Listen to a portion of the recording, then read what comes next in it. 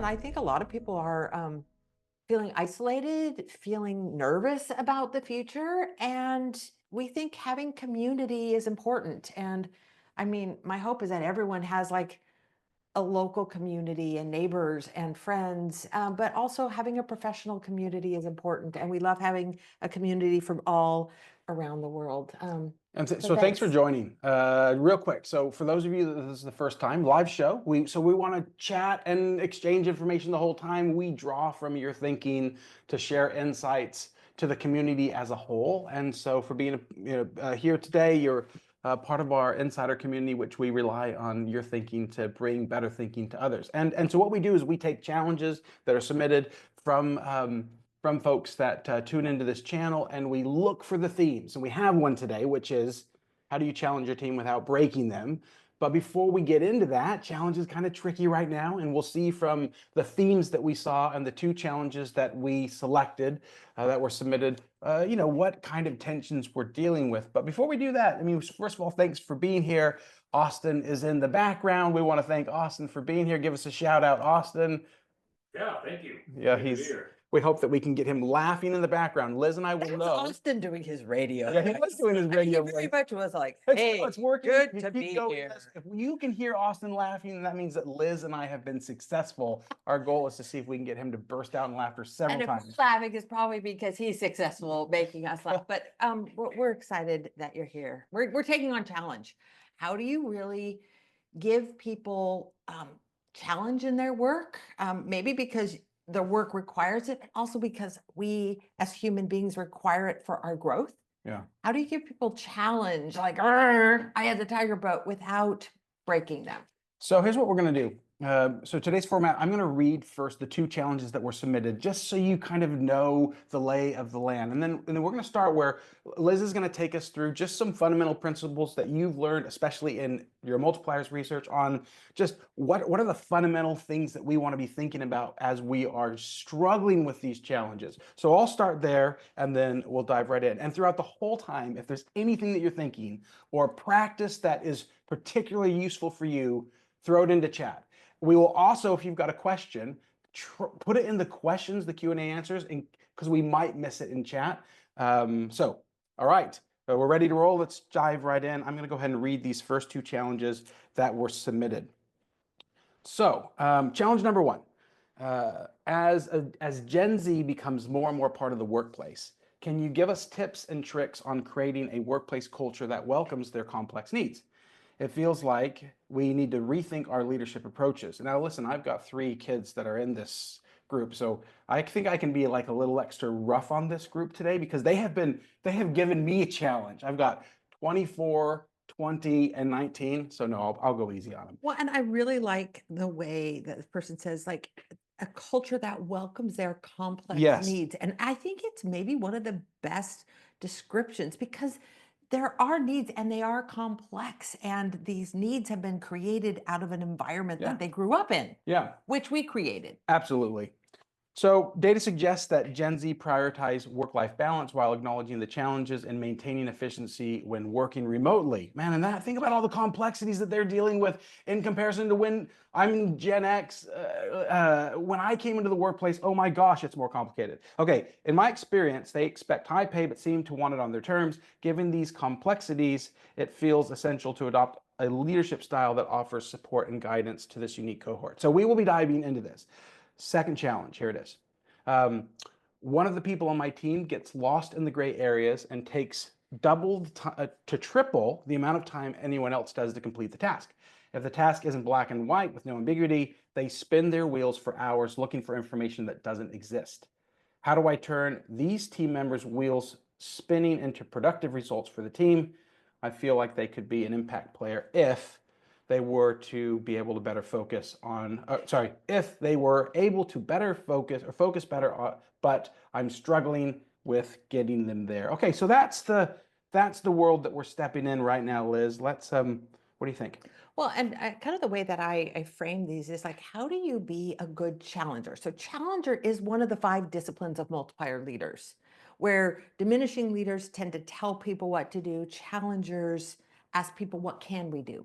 They ask good questions. They get people stretching and thinking, and they're leaders who are comfortable allowing other people to be a little bit uncomfortable. And so we're going to start with a few principles of how to be a good challenger, but then we're going to look at these two scenarios. Like, how do you be a challenger to the reluctant challenger? Like, Mm. ooh, that looks injurious. I'm not so sure about that. And to the like the slower mover along the path of challenge, and how do you help them move efficiently and kind of build the cycle of success? And I'll I'm put just whatever you curious, have. throw into chat if you are dealing with either of these, folks that are reluctant for challenge, or folks that are just struggling with the challenge. They're just moving a little slower than the rest of your team. Okay. Oh, I'm hearing both. Both of these really resonated with me. And what we try to do in these sessions is take very specific, very real challenges, but then these become microcosms of like the larger thing. So we'll start with some of the principles around challenge. And we're going to phone a nerd, but we actually don't have Lauren on standby as nerd today. So Lauren and I are working on a new book, and she is like, I don't know, relegated herself to the research basement right now because we're crunching a bunch of that data. So I am going to step in, and I just want to share one piece of research. It's something I did uh, on my own, pre-Lauren. And we did this survey, and it's probably data that I have referenced before, but I want to share it again because I think it is an anchor to our conversation. This was done maybe a decade ago. But when we ask people, what is the degree of challenge you are experiencing in your work? And then among a number of other questions, we ask, I think we have a little chart that we can pull up here. We asked, like, how satisfied are you at work? And what we found was this, like, kind of a researcher stream, sort of this near linear correlation between the two. And what this says is that as our challenge level at work goes up, so does our job satisfaction. Now, I suspect if we ran the same poll today, or with a heavily Gen Z population, we might find a little bit different curve on this, because we have sort of there's a sensibility that, like, ooh, challenge reduces my job satisfaction. But I want to anchor in this because I think it tells us that, like, we as human beings are built for challenge. Like, challenge leads to a sense of joy. And like, we actually like the steeper part of the learning curve than hanging out on a plateau. We did some additional research, and we asked people, like, kind of like, once you feel that level of challenge and then you've mastered something and you are no longer on the steep part of the learning curve, like, how long does it take to, like, figure out your role? How long does it take to feel ready for the next role? How long does it take to feel ready for the next challenge? And how long before you start to feel stale? And what we found is that it was like 24 months before people start to feel stale, like, oh, I'm tired of my job. Like, I'm tired, not because I'm burnt out, I'm tired because I'm bored out. Mhm. And it was a matter of, like, not just months, but weeks and days between people said, like, it takes me maybe a couple months to figure out my role, but, like, how long does it take you to be ready for your next one? Like, it can be measured in days. And how long does it take me to be ready for the next challenge? It's measured in days, Mm. not years. And so what this tells me is part of the job of a leader is to be a serial challenger, to make sure that you are feeding the individuals on your team a steady diet of challenge. Mhm. But there's where the mastery comes in, because not these this is an average, these numbers. Some people are slower on the uptake of challenge, some people take longer to get through that, and some people, based on their life circumstances or maybe their generational proclivities, they've got a different orientation. So, like, here we now have the quest of a good leader is, how do I challenge people in a way that is meaningful, that gets the work done that I need and provides healthy growth and development for the individual? How do I challenge without breaking Mhm. people? Yeah, how do you challenge people in a way where they want to step in and lean in on that challenge? Yes, and even if they're maybe a reluctant challenger. So I want to start with a chat question on this, and that is just like, what are the signs that you have a healthy degree of challenge. Mm. And maybe just you can do this from two angles. One is you could do it from your own perspective. Like when you have felt like I've got the challenge level right in my work, it engages me, it excites me, it drags me into places I haven't been before, into the unknown. It forces me to think and rethink, like, but not to the point where you feel like you're going to break. What are the indicators that that challenge is? Or you can do this from more of a leadership perspective of saying, like, when I see people on my team grab on and engage, like, what's going on? Okay, so that's what we want to hear from people. Okay, Matt is first up. What are we seeing? Like, what are the indicators that the challenge level is healthy? When people feel free to disagree and have open discussion, disagree and then commit. Yeah, like there's a little bit of room for that, but there's also a need for debate because it's not clear. What else are we seeing? I start to give a vision for future state and excited for the next steps. Yeah, when you see people want to, they're chomping at the bit. I just saw this yesterday when, Lauren and I have been working on this new research and this new book, and it's just been confusing and chaotic, and it's starting to come into focus. And I can see a vision of where this is going. And I think she saw a vision of this yesterday, and the body language in our meeting changed. It was like, okay, who's doing what? You're doing this, I'm doing that. Okay, when are we meeting next? And like, there's like, you catch something, you catch a vision of something. Yeah, there's a few thoughts that are interesting. When you start seeing, Sabrina thinks, when you start seeing questions, really good questions, and they're leaning in from a curiosity perspective, discretionary effort. There's something magical when you start to see people you give their extra because they're so excited about the challenge. And I love this is when you see people give their extra, because like if people are just like barely getting through the deliverables and making it, it might be a sign that it's too hard, maybe. it's too hard.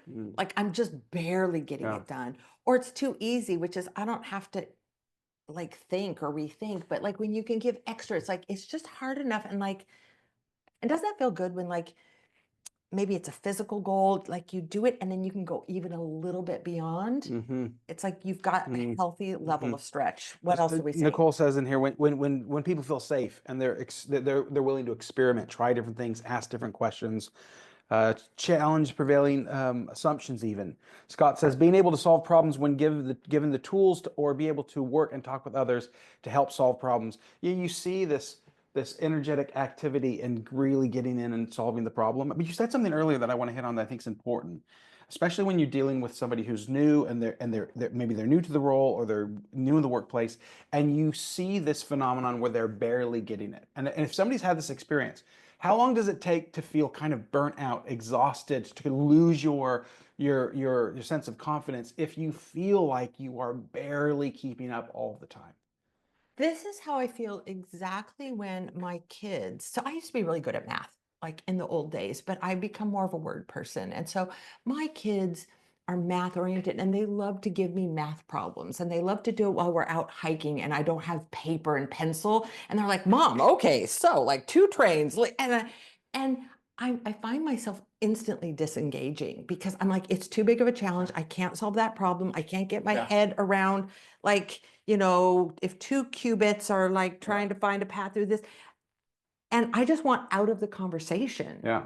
Because I'm like, no, that's too big of a leap. That's everybody who talks to me when I want to talk to them about my book. But I'm working on this book project right now, and the manuscript's due in the May early, 1st. and the early part, most of it in the early two milestones. May 1st, 70% of the milestone, the rest in the summer. May 1st. So I'm working like crazy, and so anybody in my family knows this. I'm like, oh, I want to explain to you like what I'm trying to do right now in this part of the chapter, and like they just want out of the conversation before we even start all the freaking time. Because 0 to 200 miles an hour to get up to speed with where you are on it is too big, and people cannot close that gap. Yeah, and it just wears you right out when you feel like that you're always behind. I love Becky's comment. Understanding the individual helps know the level of challenge and how the challenge. Like this is definitely, there are some principles of like setting a good challenge. We're going to talk about a few of them, then we're going to move to these two specific, the reluctantly, challenged and the slower moving in that. But like knowing the individual helps know like how much tension should there be on the line. Now, We brought the green rubber bands. Shawn and I both love to use these. And I think it helped illustrate like how do you set that challenge level right so that there is tension on the line. Like there's some conflict in it. There's some unknown in it, but it's not going to break someone. So will you do the rubber band Yeah, I'll do challenge it. with me? Okay. And we're going to need to move our chairs back a little bit, but here's the idea. And some of you maybe have seen this rubber band challenge. I'm going to start back here a little bit. Okay.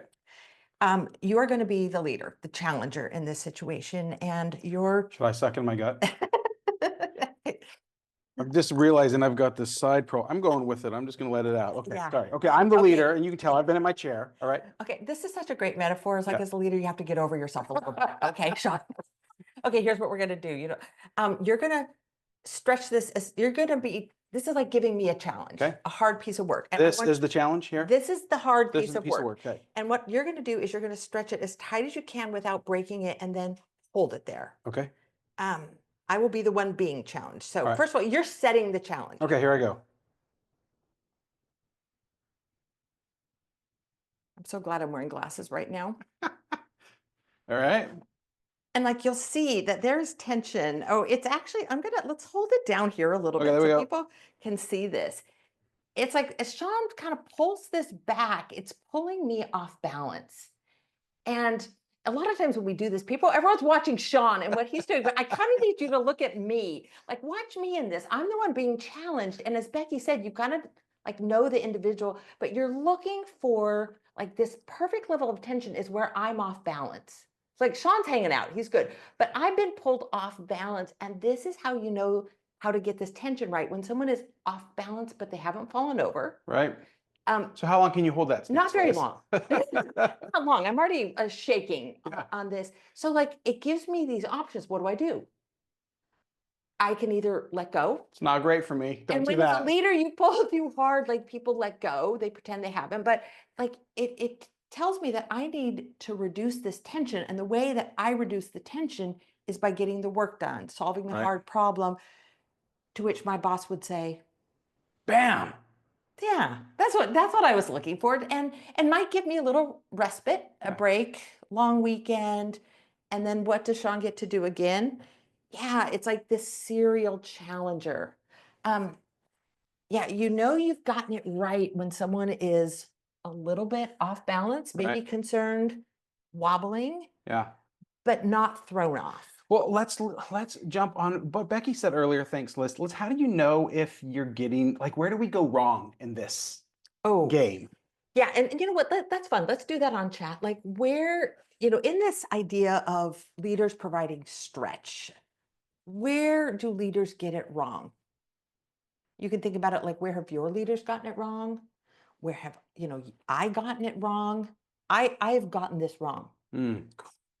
I have broken people. Yeah. And it does not feel good to be the one who has like given a challenge so big that somebody fails and they break and you watch that and then you have to help them pick that themselves up and get back on that horse. And it's pretty tough. So easy for me to be completely unaware of how hard things are.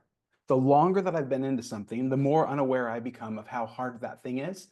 And so I find too, as I'm getting a little older, you can see with my gray hair, that I find myself surprised at how little I recognize how hard something is for somebody that's newer. Well, it's hard to remember back to what was it like when I didn't know how to do what I know how to do today? It's so hard. And I think, like this goes into the category of worst leadership advice, was sort of like the golden rule of leadership, which is like lead others the way you want to be led.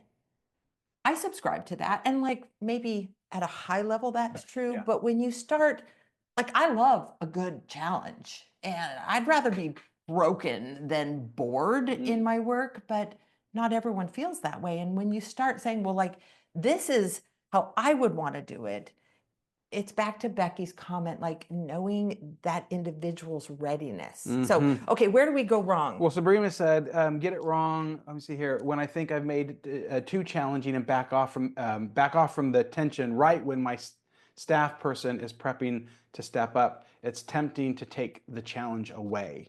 Oh, that is clearly in the realm of accidental diminishing, which is like, you know, like you're stretching it. Let's go back to Mm. doing this. It's like you've created this stretch and I'm wobbling and I'm shaking. And if Sean's like big hearted, concerned, like he eases up, like the messaging is that is not, I care about Yeah. you. It's, well, you didn't really have to do it. Like I was planning on doing it all along Yeah, right. and you can't do it without me. Okay, that's one way we get it wrong. What else do we see here? Okay, Nate says, I hired a personal fitness coach and learned a lot about muscle growth. The stretch is necessary, but leaving the muscle in the stretch position does nothing for it. That's interesting. Leaders need to help team members move out of a stretch position, stretch, comfort, stretch, comfort. Yes. And so that would be a way we get it wrong is like you take this serial stretcher too far, which is like constant challenge, Mm-hmm. which isn't giving time for rest and recovery. Mm-hmm. Like plateauing between challenges is an important part of human growth. It's important muscle growth. Mm-hmm.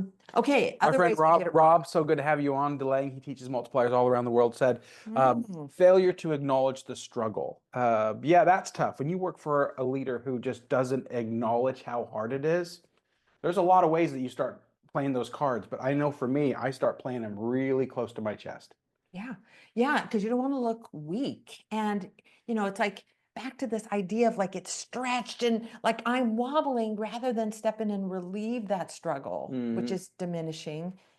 Acknowledging that struggle. It's like, okay, I get it. This is new. It's hard. Like the first step is usually the hardest part of this, but like acknowledging that someone can do this and Yep. like belief in them, like that isn't diminishing.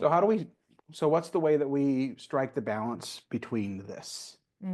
Well, knowing that, it could be that we pull too hard and people just like let go, or it's equally diminishing to not create enough tension on that, to just give people a steady stream of easy things, which Mm. has a whole set of messaging. Mm. I think part of getting it right starts with acknowledging what is your natural tendency as a leader. We talk a lot about like accidental diminisher tendencies. What is your natural position? Do you tend to be an overstretcher Mm-hmm. or an understretcher? I think we've got a poll for this as well that we can run. We'd love to have you put that into the poll. What is your tendency? Okay, well, while we run that poll, Austin, are we good? Can we run that? Um, how about you, Liz? I think I know what this is. What would you say? You have a tendency to overstretch. Oh yeah, yeah. I was raised at Oracle, Larry Ellison. I was a child given these big jobs. Like it was part of my imprinting early in my career, which is like you can do hard Yeah. things. And so I like that. And I thought like, oh well, that's what other people want, is a challenge that's like on the verge of breaking. I mean, I found that not everyone Mhm. wants that. And I've gotten it wrong many Yeah. times. Some that I'm embarrassed Yeah. about, like the time I basically broke my mother doing Yeah. this project with her. Um, so I've learned to dial it back, Yeah. like ask questions like, what's the degree of challenge that you're ready for? Like, what Yeah. would be something that would be hard, but not scary Yeah. to do? Mm-hmm. So from a professional perspective, I definitely have an overstretch problem. That's why I like working for you, because I love people to put a lot of pressure on me. Well, and you stretch me. I mean, you asked me to do a lot of really hard things, and like Liz, we can do better. It's deep in my work DNA, but in my family DNA, my wife had to help me stretch our kids. Mm. I'm the exact opposite in the weirdest way. Yeah. I've learned to do the Gen Z version of this. It took me some little bit of work. Yeah, so I see myself kind of going in between these two, and situations where sometimes I'm overstretching people, sometimes I'm understretching people. Where do we land on this poll? Ooh, 73% said overstretch. okay, yeah, And so like, and maybe that's reflected in the questions, like, how do I do a good job stretching and challenging people who maybe have some reluctance, yeah, who have like built a collective narrative that says work needs to be easy for yeah, life to be good. yeah, And so like going, I think all of the overstretchers, myself included, need to go like, okay, what does it look like when challenge feels yeah, scary to yeah. people? And And real quick, Lori Creed, you just put your hand up. Go ahead and put your question into the chat, and I'll grab it. Keep going, Liz. And I think as we are in environments like whether it's politically fueled or AI fueled, where there's like the levels of uncertainty in our work, our career have gone up a lot in the last Yeah. 6 months. Massive. We thought the pandemic was fraught with ambiguity and uncertainty. I think like we are orders of magnitude more uncertain as uncertainty levels go up around us and we're swimming in ambiguity, like leading through ambiguity, dialing that challenge right and getting it in bite-sized pieces is critical. Mm-hmm. There was a comment made earlier about the importance of safety, and this is probably a good reminder that what we find the best leaders do is they create this balance, an equilibrium Mm-hmm. between safety and stretch.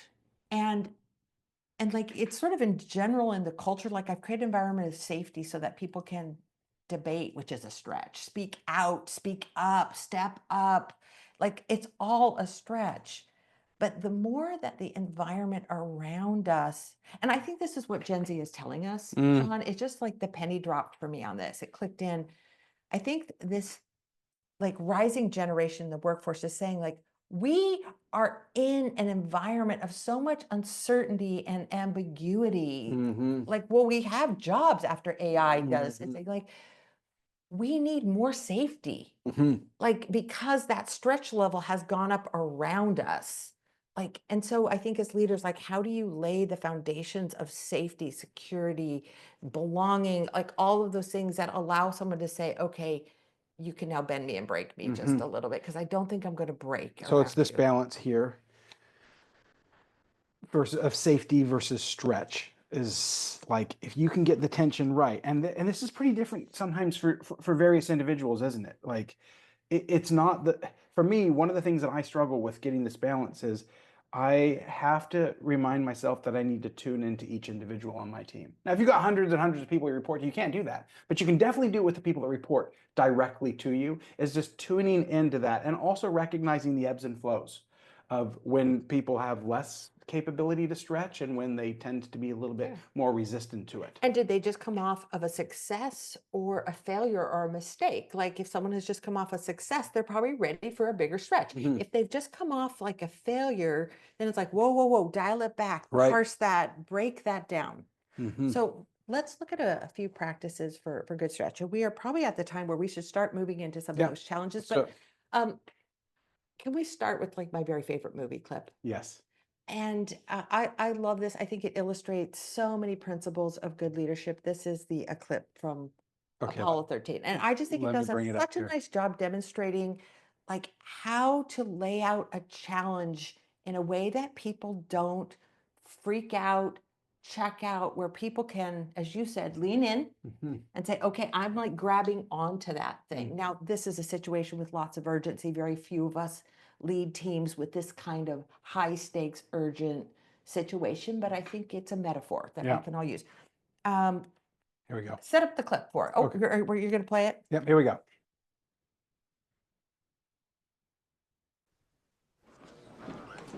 Gene, we have a situation brewing with the carbon dioxide. We had a CO2 filter problem on the lunar module. 5 filters on the limb. Which are meant for 2 guys for a day and a half. What about the scrubbers on the command module? They take square cartridges. The ones on the limb are round. Tell me this isn't a government operation. This just isn't a contingency we've remotely looked at. Those CO2 levels are going to be getting toxic. Well, I suggest you gentlemen invent a way to put a square peg in a round hole. Rapidly. Okay, people, listen up.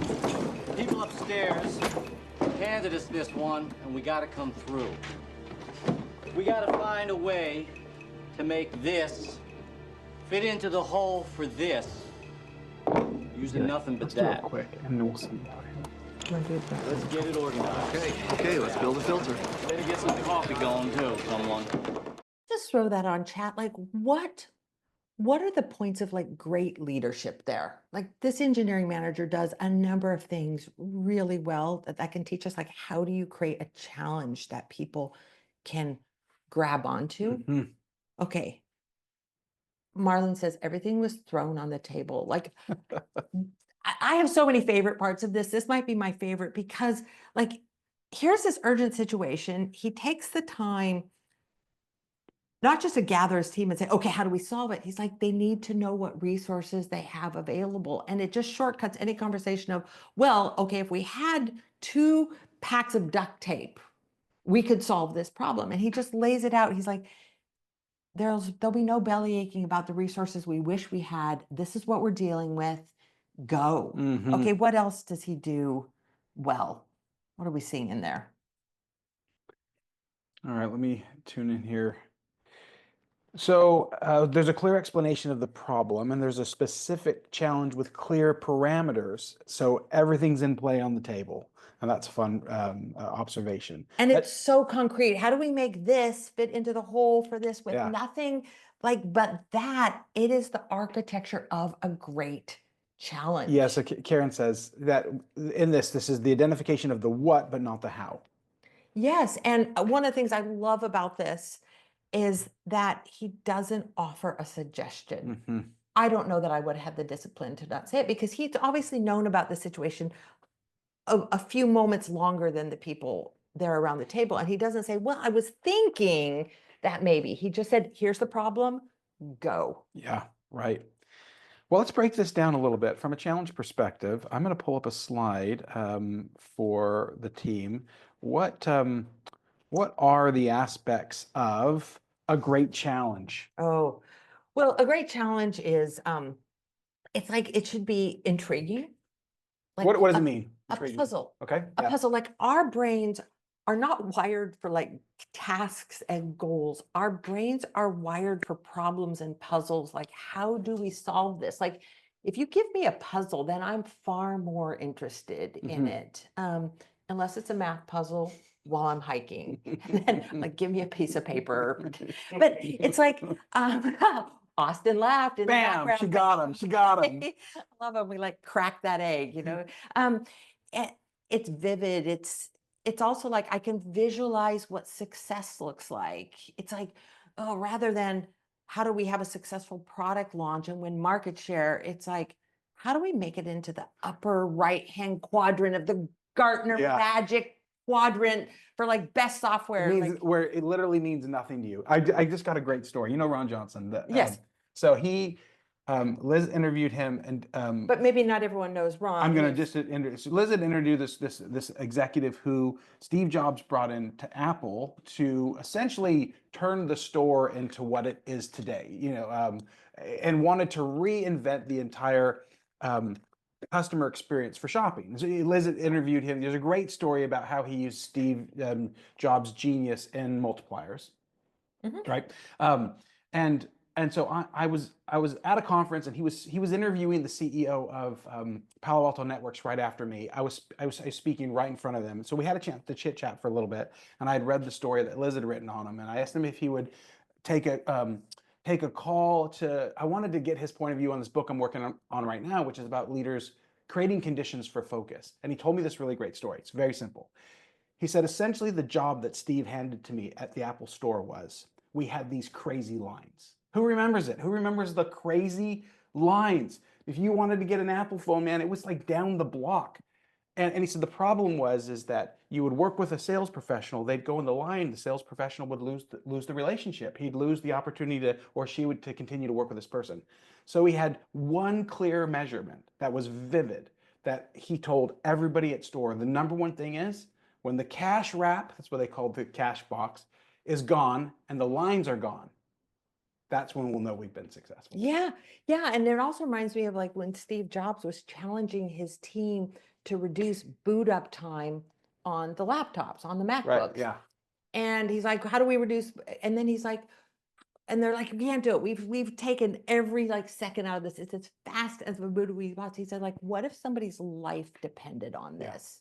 Well, that's now vivid. Yeah. Like, what if we're working in a hospital and we're having to reboot our machine and like, there's people who like on respirators who need, like, we need this data, like, oh, that's so different. So, And combustible, what is it? combustible means it starts a cycle, like a combustion engine, like a spark. Like, if we can master this one challenge, we can probably master the next one and the bigger one. It starts the spinning of a success cycle.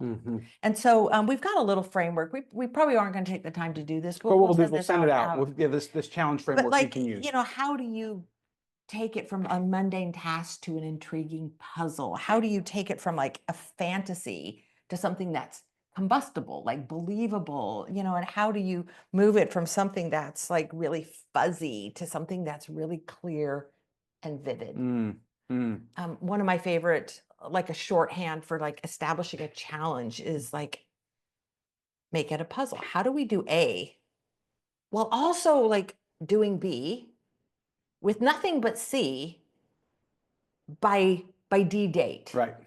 And like our brains go, that's interesting. That gets me thinking. So that might be something that people can use in articulating a So challenge. here we go. Okay, let's go to number one. So the principles that we bring into this first challenge is everybody needs a healthy challenge. The tension's right.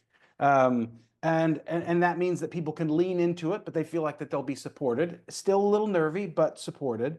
So we're trying to get that balance right between safety and stretch. And it also needs to be an intriguing, combustible, vivid challenge. Because so these are these principles that we bring into this. So let's take a look at this challenge. Let's go back to this Gen Z challenge real quick. Well, I'm not going to read it again, but let's just kind of pull the essence out of this. This is how do we challenge people who maybe are leaning more towards comfort? Like, I need to feel safe. I don't want you to upset the apple cart of my work-life balance. Like, challenge is threatening me in some way. Okay. So here are a few ideas that we have. The first, I'm going to call it the Peloton Principle. So I have a Peloton and I really love using it. Here's the thing I love about the Peloton is that when, so there's a dial that sets the resistance level on the bike. And then how fast you pedal the bike is the cadence. So those are the two things that you're working with. And, you know, a really solid workout is high cadence, high resistance. And the instructor gives you a range, like for this next part, your cadence should probably be in like the 70s or 80 rotation per minute or whatever. And your resistance range should be, I don't know, like between 35 and 50. And then you decide where in that range you're going to set the dial. And I love this idea that I'm given sort of a range. I know kind of where it should be, but I'm the one who sets the dial. And I think this is a principle for people who are maybe a little reluctant. It's like you get to set the degree of challenge. It's asking people like, what would be a challenge that you feel like would be interesting and meaningful? And like you might grow, but isn't going to compromise your well-being. Yeah. And let them set the dial. I love it. Okay, so that leads me to the next thing. So if you think about that idea, and then one more click into that is I'm reminded of the principle of the degree of difficulty. So as a kid, I was a springboard diver. I did it as a joke. The football coach wanted me to run track. You ended up being good at it though, right? Yeah, I did actually. It was really funny. So the football coach wanted me to run track. That looked miserable to me. So did cross country. I wasn't willing to do either of those. I've never seen someone look happy while running. Seriously. So I didn't want to do, so I did diving and I did it as a joke. My brother was on the diving team. In the end, actually, it turned out to be my best sport in high school, and it really came to enjoy it. And in diving, there's the degree of difficulty for the dive. So the DD, and it's a multiplier. So if you're doing a really hard dive, it could be like, say, a 2.5 multiplier. So whatever the score is, if you get, say, 3 6s, then those 3 6s are, you know, that 18 points is multiplied by 2.5. If you do an easy dive, it's like a 1.2 multiplier. So essentially, you're automatically given credit for trying something harder because the multiplier for the value goes up. So you're not penalized for example, my hardest dive that I did was, so in high school, in my state, it was Colorado, was only the 1 meter. So you're only three feet up. And so the hardest dive that I did was the front 1.5 two-fold twists dive. And it was, you just said that so we would really believe that you did this. I really did want to it was like a brag moment, because you want to know how many blisters I received on my body from smacking, trying to learn how to do that dive. So at any rate, it was a 2.8 out of 3. So if I got a 5.5 on this dive, I wasn't punished. Whereas let's say my front pike dive was I got 9s on that normally, but it was only a 1-0. So the degree of difficulty gives you more credit. And you can do the same thing as you set challenges to let people know, like, what you're signing up for is extra hard. And so you may not make as much progress or to hit the standard that you hope for. Or you're going to make mistakes You're going to along the make way. mistakes along the And way. letting people know, and so particularly for people who kind of have sort of an anxiety filter to their work. Yeah. Like mistakes make them nervous. Like people might be prone to imposter syndrome. It's like, you know what, this one has a higher degree of difficulty. You're going to make mistakes, and we expect that. And like, you won't be punished for those mistakes. Like, you're creating extra safety to compensate for that degree of difficulty. And I think if someone is reluctant to grab onto challenge, like letting them know that there's a degree of difficulty and compensating. Yeah. Like, yeah. you know what, mistakes are normal. Like, it just tells us you're doing this right. Another thing you can do if someone is a little reluctant is you can ease into it. And instead of thinking about giving people big challenges, think about giving people really small challenges. Anytime we talk about like leaders are challengers, we naturally go to this sort of like I'm going to give someone a big challenge with a big vision and a high degree of difficulty. I actually find the best leaders kind of work in small little increments. And it creates that combustion cycle. Like, okay, well, if we can do this first little notch, then maybe we're proving to ourselves that we can do the next bigger notch. So think about doing incremental challenges. I think we have a little slide on here we want to show. Maybe some people have read in Multipliers about Matt McCauley. We don't have time for me to really share the full story, but Matt was a leader of Gymboree, and he took over at a time when he could see this potential to increase the profitability of the company, and particularly earnings per share. And he could see this like headroom, this room for improvement and growth. And Matt, who was a pole vaulter, he kind of took this like raise the bar approach. And let's see, do we have a little thing? I want to just kind of click through this. When he took over, earnings per share were at 69 cents a share. And he said, I have a Mission Impossible goal. How do we get it to $1 a share? And the team really wrapped their head around this. And that year they got to $1.19 a share. They actually not only achieved it, they had like a little bit of extra in that. And then he said, okay, my Mission Impossible goal for the next year is $2 a share. And he kind of raises the bar, and they come in at $2.15 a share. And then Matt, who's not particularly creative with the numbers, that issues this $3 a share Mission Impossible goal. And now they're building this muscle memory of oh, he's asking us to do something that feels impossible, but it actually is possible. That year they miss it. They get to, I think it was $2.67 a share once they had this $3 a share Mission Impossible goal. But they didn't give up on it. They then, the following year, got to $3.15 a share, which is this incredible improvement, which they couldn't sustain 5x. over time. It was It's a 5x improvement. It's incredible. But think about if Matt would have said, I think over the next 3 years, we can go from 69 cents a share to, $3.20 a share. It's too big of a stretch. People would have backed away, but he helped bring people along by parsing it, by breaking it up into small chunks. So Peloton Principle, let people set the degree of difficulty, provide compensation, essentially, like allowances for degree of difficulty, and think in terms of incremental. It'll create an on-ramp to help the reluctant person.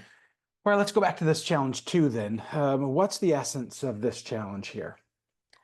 Well, this is someone who's struggling, and the success cycle isn't spinning because they're moving through it too slowly. And when people move through it slowly, it's certainly frustrating for the leader, because I kind of need that done sooner, but it's also not great for the person because they're not turning that cycle of success fast enough to prove I can do hard things. This is a reasonable thing. So we want people to be moving through that at a reasonable clip. Well, let's explore this concept. So we obviously we do a lot on the dangers of micromanaging, but let's reframe it a little bit. Tell me about the difference between micromanaging versus micro doing and the case for micromanaging. Okay, I'm going to share something that's fairly out of character for me. I hate micromanaging. I think on this program, we have talked about how much I hate being micromanaged. I hate having to micromanage. But this is a case where a little micromanaging is wise. And it's actually, people don't mind micromanaging. What people mind is micro doing. That's when you change my slides every time I give them to you. And the colors of those slides. What are micromanagers doing with people's slides? Yeah, they're doing the work for them. Yeah.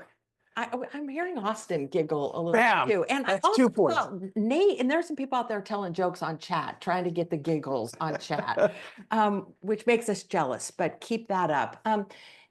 It's when leaders step in and do the work for people that is the problem. It's Right. micro doing is really the problem. When someone is not moving along, that's when we need a little micromanaging. What I mean by that is parse it, break it down, give people smaller packets of work so that instead of like a slow move across a big cycle of success that's not turning, faster revs. Yeah. Littler pieces of work, like break it down. Yeah, it reminds me of this idea on like how grateful you are for the leader that recognizes the gap.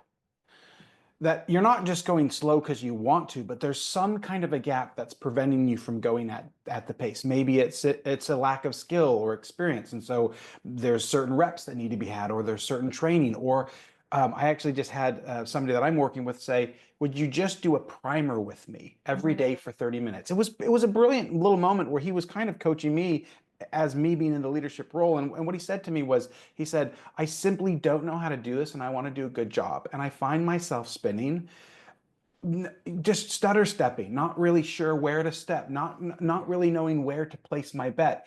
And so we started to do this thing where I would just do this 30-minute primer. And he said, just work on it with me as if you were going to do it. So I can watch you, ask you questions, but let's actually work on the project. And then he would go away and work on it for hours after that. But it was this, he helped me recognize there was a gap that I hadn't sized up as the leader. And he needed me to help bridge that gap with a little bit of experience, where he needed for me to work in that with him so we could see what the work was Our minds asking. are so amazing. When we come up on a gap between what I can do and what needs to happen, we size that gap and we decide, is it too big? Yeah. Can I close it? And it's too big. We're just like, we back away because it doesn't feel good to fail. So the wise leader is going to reduce the size of the gap. You might think in terms of a micro challenge. Right. I was doing some research for the book Rookie Smarts, and we looked at like when someone is new to a role, new to an organization, they're in kind of foreign territory, like giving them like a big, noble, meaningful challenge is not nearly as helpful as giving them a micro challenge. And we, I was assessing like, what's the perfect size of a micro challenge? 2 weeks is the magic number. Like giving someone something that they can accomplish in 2 weeks, which it's not like 2 days, because then it's a little bit like too much oversight, but it's like, you don't want to give someone like a 3-month project and they're like flailing and struggling and moving too slow. It's like, what's a bite that they can do on their own, but check back in and go, great, now here's the next piece of this. Yeah, oh, I love that. And that, I'm just thinking about what would prevent me from doing that as a leader. Maybe some of you can join me with this. What would prevent you as a leader with assessing the gap by figuring out a micro challenge? And I'll just start. I'll just kind of do like a moment of admonition. I sometimes am so focused on what I need to accomplish, and oftentimes that means the team that I'm leading, that I'm focused on these lag measures, these outcomes that I know are needed. And they need to figure out what are these actions that they need to take to get into it. And it's difficult for me to want to take the time to actually break that up into pieces to where then I could give somebody really clear success. Like if you think about we talked about this idea of like the 3 whats. What does success look like? What does great look like? When are you finished? What does done look like? And what is out of bounds? So people don't waste their time there. Oh, it's hard for me to want to slow down and do that for a 2-week piece of that puzzle. But it pays off. And in this case, where someone is maybe moving slow, not because they're not figuring it out as much as they're distracted by what's going on around them. And all of us are dealing with distraction. And Shawn, you are really a master of understanding how to lead in this environment.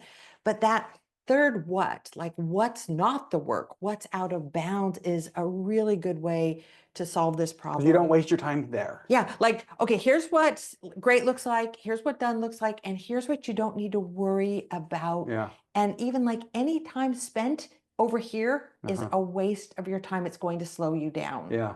Like, don't do Because there's this. no way they can figure that out their first time around the block. And so you just do them such a compassionate way of challenging somebody to define what not to focus on. Yeah, I love Sabrina's suggestion, which is, give me something that's 80% good, which I hate like I'd rather wait and give someone 100% good. But man, if someone is struggling to make progress, it is such a great technique to help people. Like that becomes success. Yeah. Thanks for putting that in there. Okay, so. And Nate's been telling jokes on chat. I don't know if you've seen them. Thank you, Nate. Okay, we've got another one. Yeah. And this one is like one of my favorite things. It's what I do to myself when I am moving too slow on something. And I've done it with every book that I have written, is the weekly deliverables.